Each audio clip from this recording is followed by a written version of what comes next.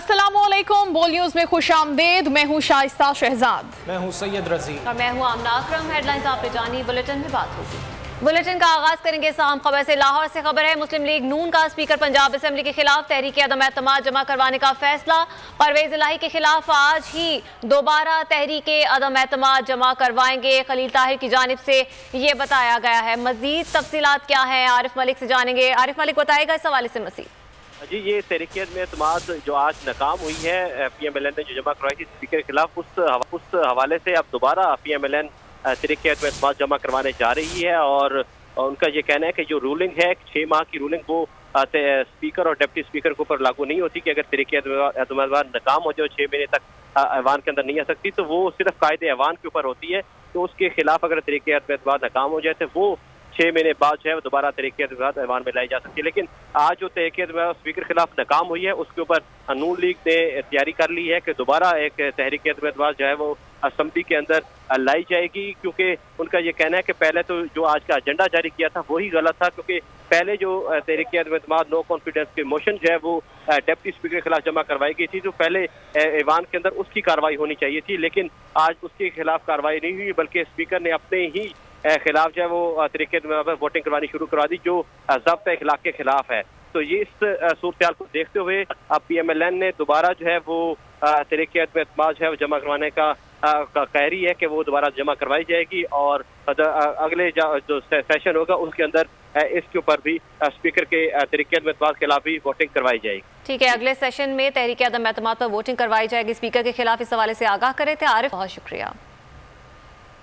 हमजा सरकार तमाम तर हथकंडों के बावजूद पंजाब असम्बली का इजलास रोकने में नाकाम हो गई। ऐवान ने स्पीकर परवेज इलाही के खिलाफ तहरीक अदम एतमाद मुस्तरद कर दी। पुलिस के पहरे के बायस ऐवान कई घंटे अरकान के लिए नो गो एरिया बना रहा। इजलास रोकने के लिए असम्बली अफसरान के घरों पर धावा बोला गया।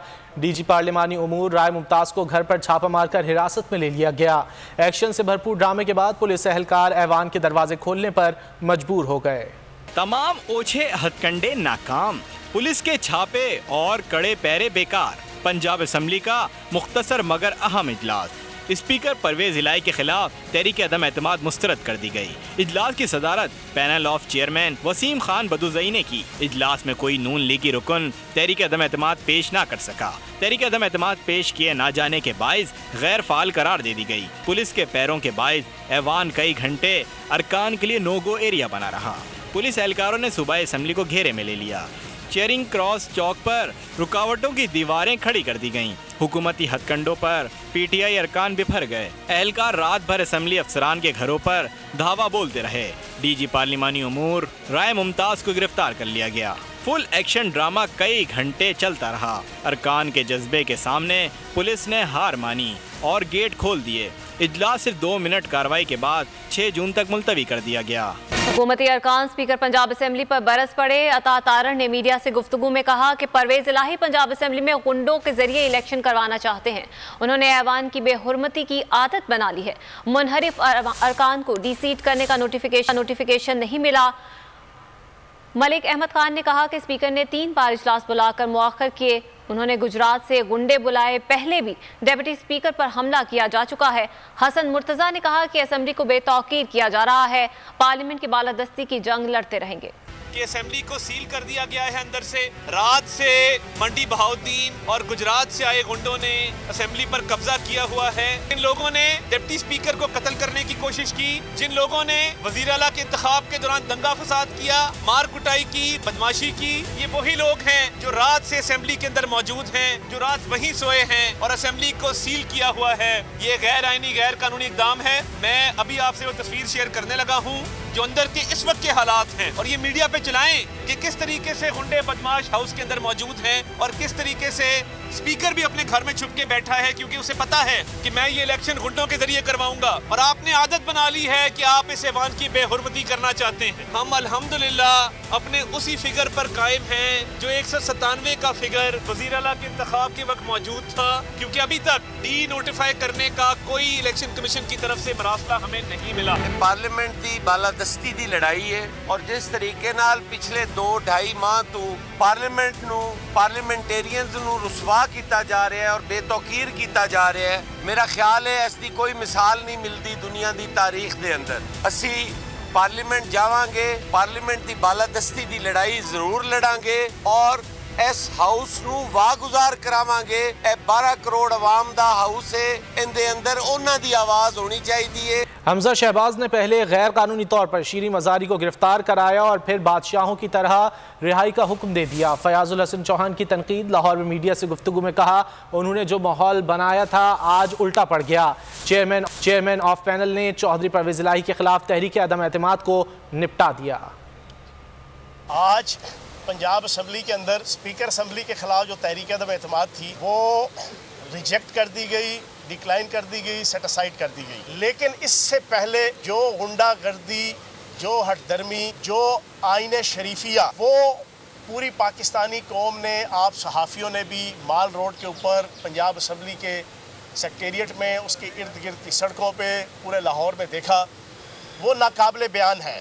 आप मीडिया के दोस्तों और भाइयों के ताउन से पूरी पाकिस्तानी कौम को बताया कि किस अंदाज से पंजाब असम्बली और पंजाब के अंदर आइन और कानून की धज्जियाँ उड़ाई गई।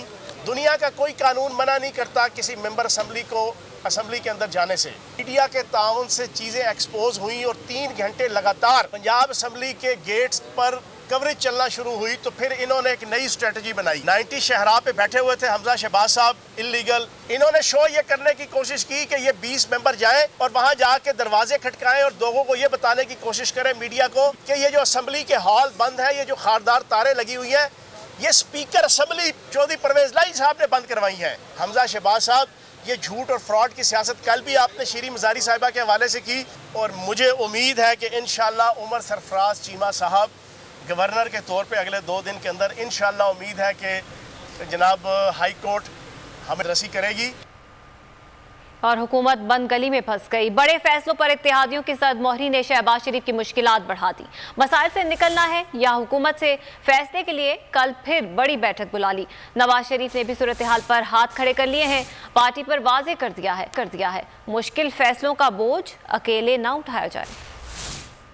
बिलावल ने जो कहा था हकीकत बन गया। हुकूमत शहबाज एंड कंपनी के गले की हड्डी बन गई। मसाइल की फरावानी शेरवानी बनी परेशानी। शहबाज के लिए बुलंद परवाज मुहाल हो गई। वसफसों का शिकार वजीर आजम एक बार फिर इत्तेहादियों की जानिब देखने लगे। मसाइल से निकलना है या हुकूमत से फैसले के लिए कल फिर बड़ी बैठक बुला ली। जरा के मुताबिक इमरान खान की बढ़ती सरगर्मियां दर्द सर बनने लगी हैं।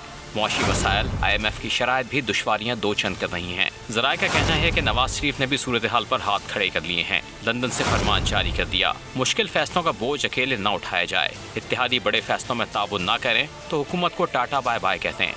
जरा के मुताबिक शहबाज शरीफ सूरत हाल इत्तेहादियों के सामने रखेंगे। बहामी मुशावरत के बाद मुस्तकबिल से मुताल्लिक फैसला किया जाएगा। लॉन्ग मार्च से पहले ही शहबाज हुकूमत बदहवास हो गई। शीरी मजारी की 50 साल पुराने मुकदमे में गिरफ्तारी। पुलिस ने साबिक वफाकी वजीर को गाड़ी से घसीट कर निकाला। शीरी मजारी वारंट गिरफ्तारी के बारे में पूछती रही। नामालूम मकाम पर मुंतकली के दौरान खातून रहनुमा पर तशद्दुद किया, मोबाइल फोन छीन लिया। इस्लामाबाद हाई कोर्ट के हुक्म पर रिहाई मिल गई। खबर आपको दे रहे हैं, लॉन्ग मार्च से पहले शहबाज हुकूमत बदहवास नजर आती है। शीरी मजारी की 50 साल पुराने मुकदमे में गिरफ्तारी हुई। लॉन्ग मार्च के ऐलान से हुकूमत बौखला गई। शीरी मसारी की 50 साल पुराने मुकदमे में गिरफ्तारी। साबिक वफाकी वजीर शीरी मसारी घर से निकली तो एंटी करप्शन लाहौर और इस्लामाबाद पुलिस ने धावा बोल दिया।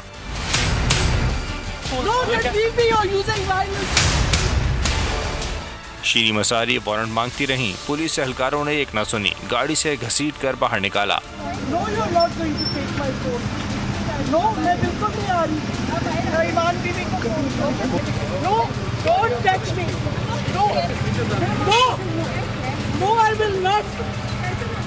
नामालूम मकाम पर ले जाते हुए पुलिस ने शीरी मसारी को तशद्दुद का निशाना बनाया, मोबाइल फोन भी छीन लिया। शीरी मसारी को DG खान में दर्ज 50 साल पुराने अरासी के मुकदमे में गिरफ्तार किया गया। शीरी मसारी की गिरफ्तारी के खिलाफ बेटी ईमान और PTI इस्लामाबाद हाई कोर्ट पहुँच गयी। हुकूमत को एक वाज़ेह पैगाम देना चाहती हूँ कि मैं इन्हें छोड़ूंगी नहीं अगर मेरी वालदा को कुछ हो जाता है। अदालत के हुक्म पर साबिक वफाकी वजीर को रिहाई मिली। हाई कोर्ट ने गिरफ्तारी की जुडिशल इंक्वायरी का हुक्म दे दिया।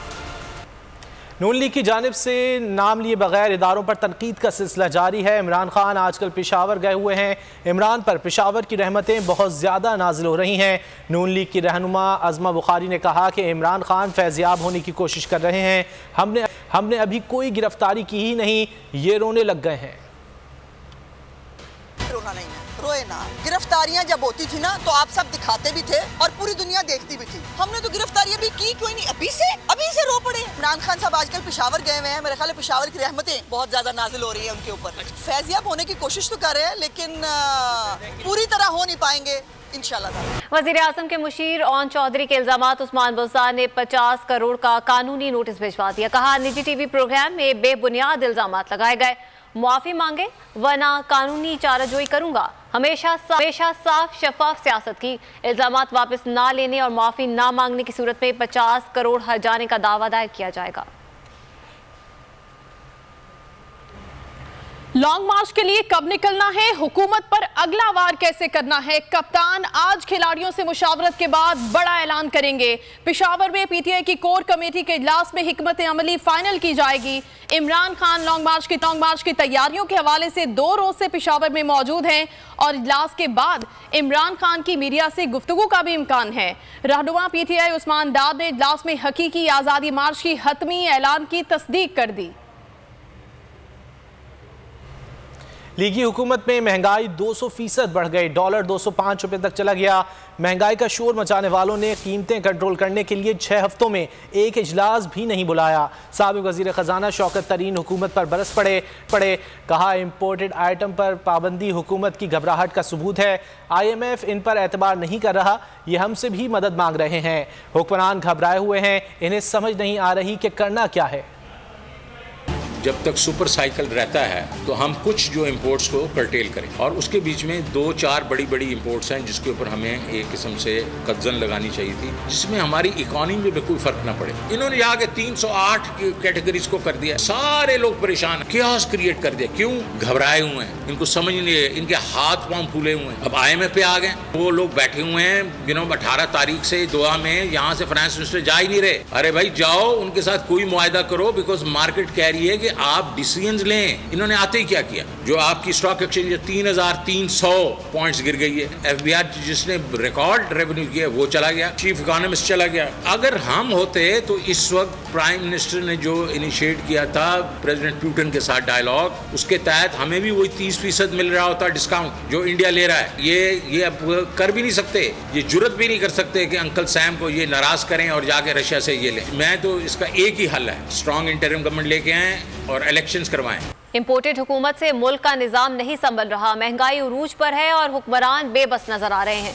अली जैदी हुकूमत पर बरस पड़े।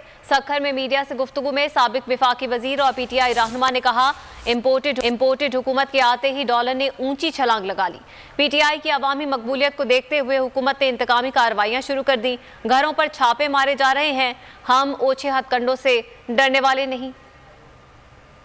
इनके अपने मिनिस्टर खुद कह रहे हैं कि इनसे नहीं संभल रही। खाकान अब्बासी साहब ने उस दिन टीवी शो में कह दिया, ख्वाजा आसिफ ने कह दिया असेंबली के ऊपर कि जी जल्द इलेक्शन करा देने चाहिए। तो मरियम नवाज ने भी जलसे में कह दिया कि जी हम इलेक्शन कराएंगे। इनको कुछ नहीं पता कि इन्होंने करना क्या है, मुल्क किस तरफ जा रहा है। खाई में ले गए, मईशत को दबाई की तरफ ले गए, लोड शेडिंग बढ़ गई है। अब इनको समझ में नहीं आ रहा, तेल की कीमत आसमान पर चली गई है। इनको समझ में नहीं आ रहा कि ये कीमत बढ़ाएं तो इनकी गले में पड़ती है आवाम, और ना बढ़ाएं तो मुल्क का दिवालिया निकल जाएगा। अब ये डर अब इनको चलाना भी नहीं आ रहा। इसीलिए हम एक चीज मांग रहे हैं, फौरी इंतखाबात। कोई और डिमांड नहीं कर रहे, जमहूरी लोग हैं, अवाम में जाएंगे, इंतखाबात मांग रहे हैं। शिरानी में रेस्क्यू ऑपरेशन के लिए टीमें तश्कील दे दी गई हैं। 19 मई को एमरजेंसी नाफिज कर दी गई थी। तर्जुमान बलूचिस्तान हुकूमत फरहा अजीम ने कहा कि वसाइल की कमी के बायस आग बुझाने में ताख़ीर हुई। रेस्क्यू ऑपरेशन के लिए ईरान की जानिब से एक फायर फाइटिंग तैयारा फराहम किया गया। जल्द आग पर काबू पा लिया जाएगा। जंगलात में लगने वाली आग से 3 अफराद जाँ बहक हुए। Rescue team 11222 dispatched to site with 3 ambulances, 1 fire truck, 1 van, 1 satellite vehicle और 15 rescue persons। इसके साथ साथ PTMA ने फायर बॉल्स वहाँ पर डिस्पैच किए और जो इक्विपमेंट्स रिक्वायर्ड थे वो भी उनकी तरफ से प्रोवाइड किए गए। PDMA का कैंप भी सुरले की डिस्ट्रिक्ट शेरानी में कायम कर दिया गया है। FAO की जो सपोर्ट है वो भी हमें अल्हम्दुलिल्लाह हासिल है। Hats off to Pakistan army के पाकिस्तान आर्मी की टीम FC जो है वो डिप्लॉयड वहाँ पर कर दी गई है for relief and rescue operations. We are also very thankful to the republic of. Subscribe करें और बेल दबाएं ताकि कोई खबर रह न जाए।